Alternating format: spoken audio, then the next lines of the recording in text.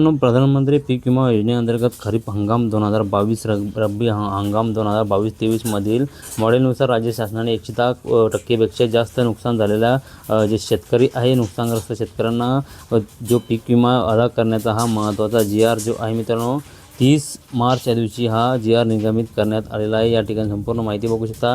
या ठिकाणी आपण शासन निर्णय बघू शकता। ही आनंदाची बातमी जवळच्या मित्रांसुद्धा शेअर करा, कारण की शासन निर्णयामध्ये भारतीय कृषी विमा कंपनी सादर केलेल्या मागील कृषी आयुक्तालयाची शिफारस विचाराधीन घेता प्रधानमंत्री पीक विमा योजनेअंतर्गत खरीप हंगाम 2022 नुसार रब्बी हंगाम 2022-23 नुसार हा 110% जास्त नुकसान भरपाईची द्यावयाची रक्कम जी आहे 18 लाख कोटी रुपये इथं हा निधी मंजूर झालेला आहे। खरीप हंगाम 2022 व रब्बी 2022-23 हा निधी मंजूर करण्यात आलेला आहे। लवकरच पीक विमा हा जमा होणार आहे। ज्या लाभार्थ्यांचे 110% जास्त नुकसान झाले अशा सदरची रक्कम खरीप हंगाम 2022 व हंगाम 2022-23 करता वितरित करण्याबाबतचा हा महत्त्वाचा GR असून त्याचा यापूर्वी सुद्धा हा हंगामाकरता अनुज्ञेय असणार नाही। यापूर्वी जे नुकसान झालेले त्यांना सुद्धा हा लाभ मिळणार नाही असे सांगण्यात आले। 2022 नंतरच जो लाभ हा मिळणार आहे। सदर शासन निर्णयाअंतर्गत वितरित करण्यात येणारा निधी हा प्रधानमंत्री पीक विमा योजनेअंतर्गत मार्गदर्शन सूचना वेळोवेळी निर्गमित केलेल्या शासन निर्णयानुसार